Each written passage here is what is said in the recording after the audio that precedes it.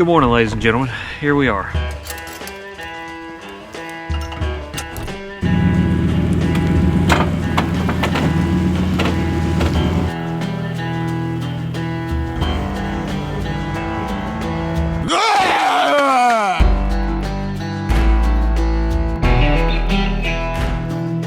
Welcome to the lake. It is sunny, clear, like very clear. When I say clear, the water's like probably 10-foot visibility.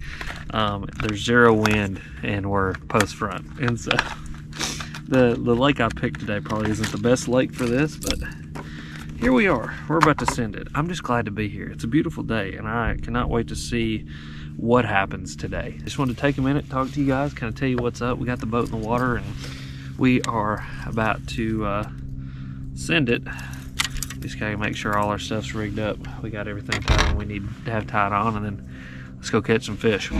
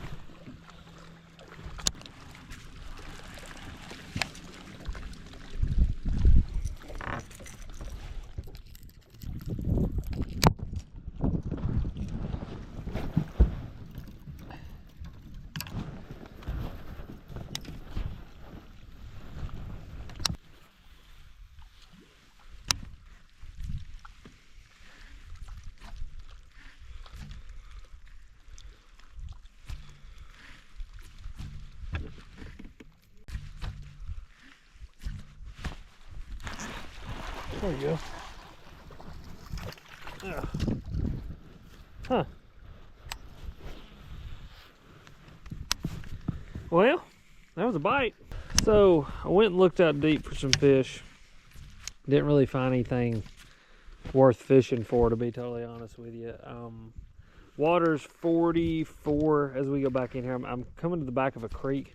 Just because I knew this water would have a little bit more color to it. It should have a little bit more warmth to it just because it does have color to it. It'll soak up that sunlight a little bit more.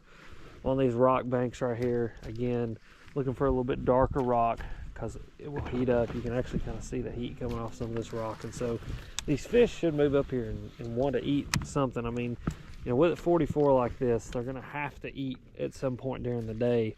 And right now seems to be, you know, kind of coming together just with this current and this wind starting to blow.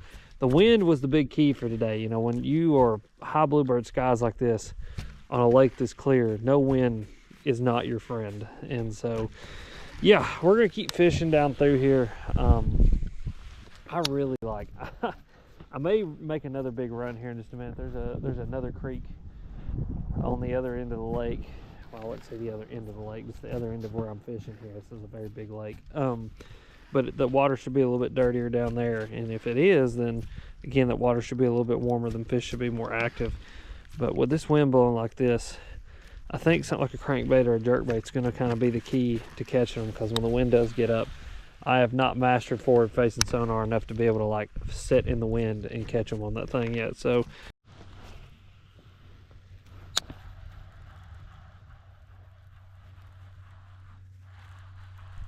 yeah.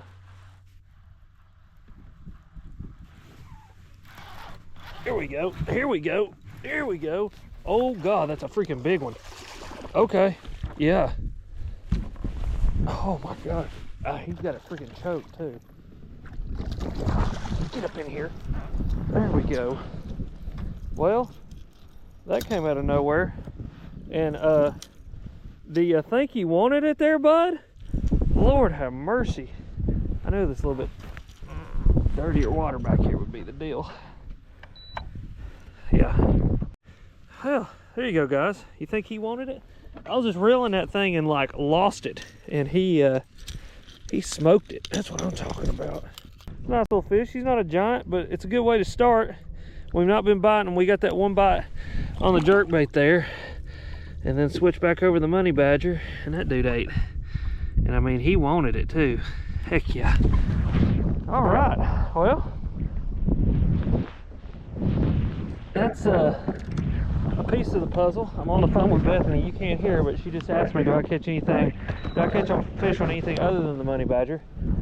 No, I don't. I exclusively throw the blaze orange money badger, and if they won't eat that, then it must mean it's summertime and I'm going flipping. So, yeah. And I need to retie. So, first bite. There we go. That's a piece of the puzzle. Let's keep her going here. That fish came right off that point right there, and so just kind of main creek point, winds blowing across the front of it. I mean, that fish was just positioned exactly where it should have been, and there's a lot of stuff that looks just like that all throughout this creek here. So we're going to keep piecing this thing together, hopefully catch us about 15 more. 15 or 20 bite. I might catch a bunch of crankbait today, really, though. Thought I was going to have to come out here and drop on them, which I don't have to drop on them and I can throw a crankbait and catch them. That's what your boy wants to do, I'll tell you that much.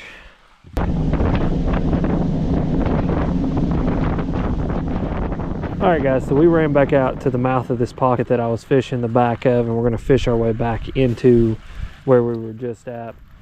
I'm doing that just simply to cover some more water, you know. I mean, I didn't really pick up a crankbait and start fishing a crankbait until I got on back in there, and that's because I never stopped and fished any of this stuff out here at the front. So we're gonna fish this. The wind's kind of blowing back in through here, being funneled in here, and so there should be some fish. We're just gonna have to fish up here, and we're just gonna have to find out. I mean, all this kind of looks like what I caught those fish on back there, and the water's about the same temperature out here as it was back there. So we're gonna fish up through here, see if there's fish that want to bite. And the difference is this water is a little bit cleaner out here at the front just because it's not mixed as much. I can kind of see the line back there where the water starts mixing, but I still want to fish this stuff just to see if these fish are sitting here or not.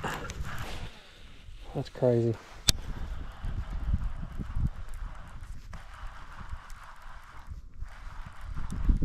Yeah, probably.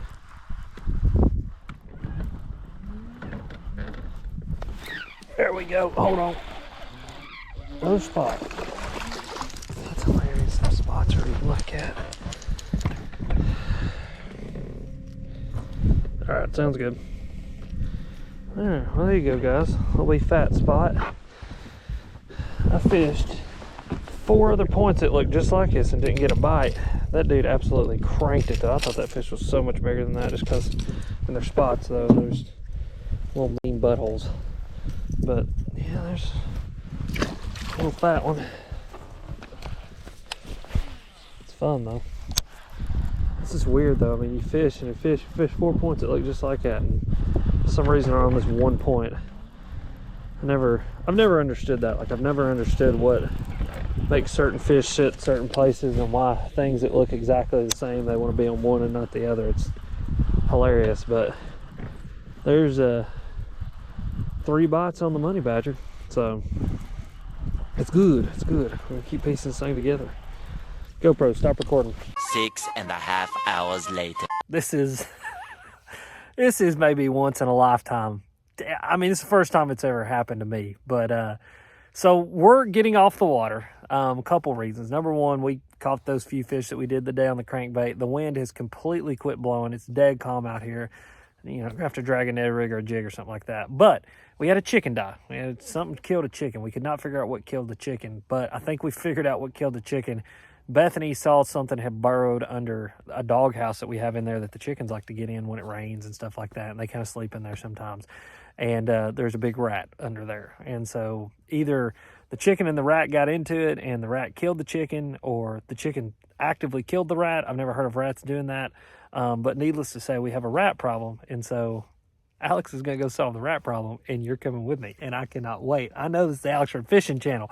But this is going to be the Alex Red Rat Killing channel here in just a minute. So we're going to load up, get off the lake. We're going to get back after it tomorrow. But we're going to go kill a rat. And then I've also got some really cool stuff to show you guys, new gear that I got that I'm super excited about. But yeah, let's go kill a rat. The Simpsons, it will blow your mind. A little feel-good story. Professors climbed out of the canyon.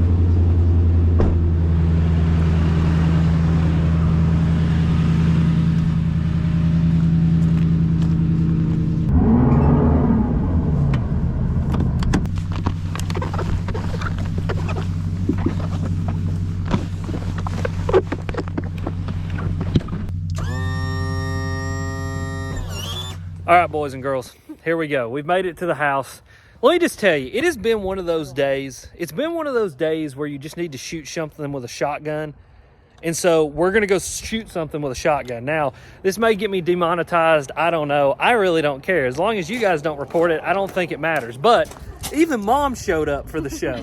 So we got Mom here. We got Bethany here. We're about to shoot something with a shotgun. So let's go kill a rat. I think she's on the phone.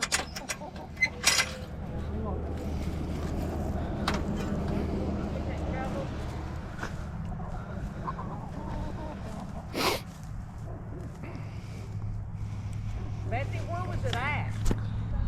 I know, but where at? She ain't helping me much, is she? You want me to flip it? No. There, you got him.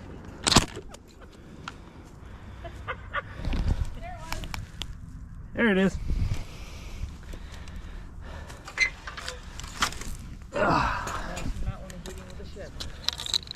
He ain't got no head, Mama.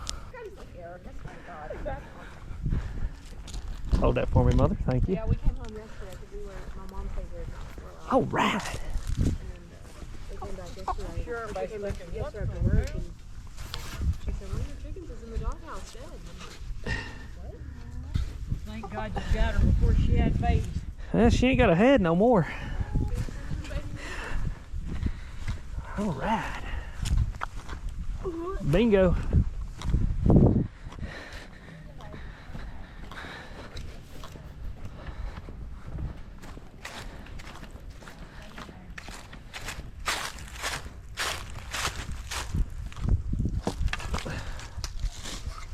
All right. That problem's taken care of, ladies and gentlemen. I got a phone.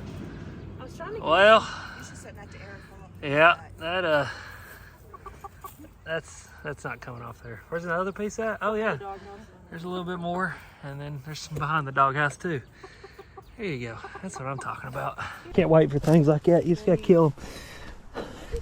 That doghouse over him, it took off, and then I was like, oh.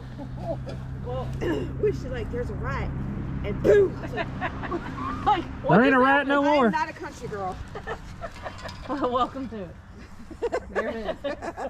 Welcome to the neighborhood. Yeah. First time I ran over a damn squirrel, I pulled over and cried. My husband goes, shit happens. Shit happens. That's right. Well, sorry I scared you. Oh, you're all right. Yeah. One less gonna get in my goddamn house. It probably won't be the last time either. With it, we have to shoot something with a shotgun. Oh, that's good stuff right there, boys and girls. Hell yeah. Caught some fish.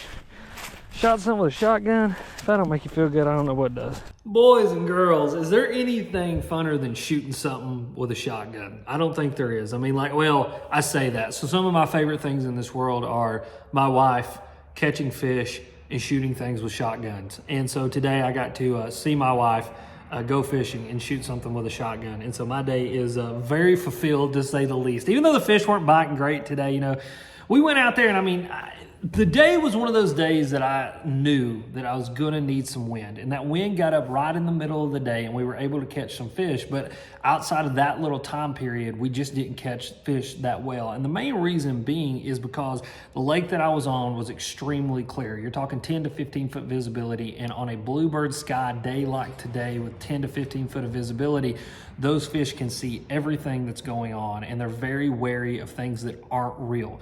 And so I think that was our biggest struggle today, because I found a ton of bait, a ton of fish on the bottom. They just would not come up and didn't want to eat stuff being dropped on them. But when we went back into that creek, found that little bit dirtier water, we were able to get some of those fish to bite, because not only was that water just a little bit dirtier, a little bit warmer, but also there was current in there because the wind positioned those fish. And you know, when the water's just a tad bit dirtier and that wind's blowing, it just hides your presence as a human there and makes those fish want to eat just a little bit more. And so we were able to capitalize on it just a little bit. And then, to be honest with you, the day kind of turned out to be a little bit crappy for me on some personal stuff and kind of fell apart. And so when Bethany called and said that there was a rat living in the chicken pen and I could shoot it with a shotgun, I was like, okay, I'm going to come home and I'm going to shoot something with a shotgun. And so here we are, a little cast and blast, sort of. And then, like I said, we shot that rat with a shotgun because that rat killed one of my chickens. I guess we'll expand on that a little bit. So that rat actually ended up killing one of my chickens, broke its neck, and then ate like half of its face off, and was like storing chicken feed up under the house and was like making a nest, was about to make babies, and it needed to go. And so it definitely went, because there's nothing worse than a rat, and I hate rats and they just tear stuff up. And so got rid of that thing, got that job done with, and now we're back here at the house. And like I said, I got some cool gear to show you guys. So this is all kind of one system. I've been waiting for all the pieces to kind of come together and to get here so that I can show you guys this. And I know how many of you guys like doing this style of fishing, and I do as well. I think it's really, really fun when this all comes together. You can have a ton of fun. So the first thing I'll show you is this bad boy right here. This is a DRT Clash 9 that my good buddy, Mr. Brennan Brown, let me have. This was literally a Christmas gift from him. He's been wanting me to throw one, been wanting me to throw one, and finally he was nice enough to send this to me to use and to throw around. And so, yeah, we've got a 9-inch DRT Clash. I don't know the color or anything like that. I'm sure Brandon will be down in the comments to let you guys know. But this thing is wicked. If you don't know much about the Clash, it's kind of a super versatile bait. It's kind of a, I don't know, modular bait, we will say. You've got a bunch of different tails that you can put in it, a bunch of different bills that you can put in it. It's got a deep diving bill. It's got a, a shallow diving bill. You can take the bill out and work it just like a normal glide bait. I mean, this thing can do all kinds of crazy things, and the tails are no different. Like, they got a sideways tail, a straight tail, and all the different tails make the bait do a whole bunch of different things. And so I'm super excited to play with this thing and to get to know this bait and really figure out how to use it, not only on lakes, but in the rivers and the creeks around here, because I had a ton of success last year with the Nessie and with the coal shad in these creeks. And so I think that the Clash will end up doing just as good in these creeks as those baits did. And so I'm super excited to be tossing that thing around. And then I'm actually pairing that with a brand new rod and reel setup here that I got. So I got a Savage Gear. It's a Squad extra heavy 8-foot moderate action rod. And so this thing is specifically designed for throwing big baits just like the Clash. And then I'm pairing that up with a size 40 Max by Abu Garcia. And so this is a reel that's an affordable reel, but designed for throwing really big baits like your big glides. And for you guys that are musky fishermen, I got a 60 as well, which this is like the jumbo, but these reels are designed for throwing those really big baits like that. And so I'm excited. I can't wait to get this whole setup together, be able to go play with it. I know you guys love swim bait fishing, and I enjoy it too. It's one of those things, is just a very interesting dynamic in bass fishing, because you got these dudes who are all just swim bait specific all the time. My good friend,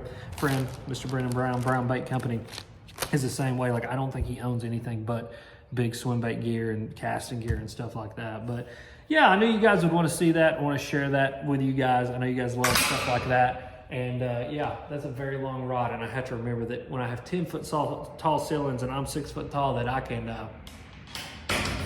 hit the ceiling with an 8-foot rod. But yeah, thank you guys for watching. I really mean it. If you guys like this vlog style that we've been doing here lately, I've just kind of been bringing you along with me, letting you see my day, letting you see my life, letting you see how it goes. Fishing's gonna pick up here before too long. We're just right in the end of winter. We've had historic cold, historic rain, and that makes for bad bass fishing. But it's about to get better. We're about to start being able to send it hard. We've got some cool plans this year. So if you guys enjoyed the vlog, let me know, because I enjoy making them.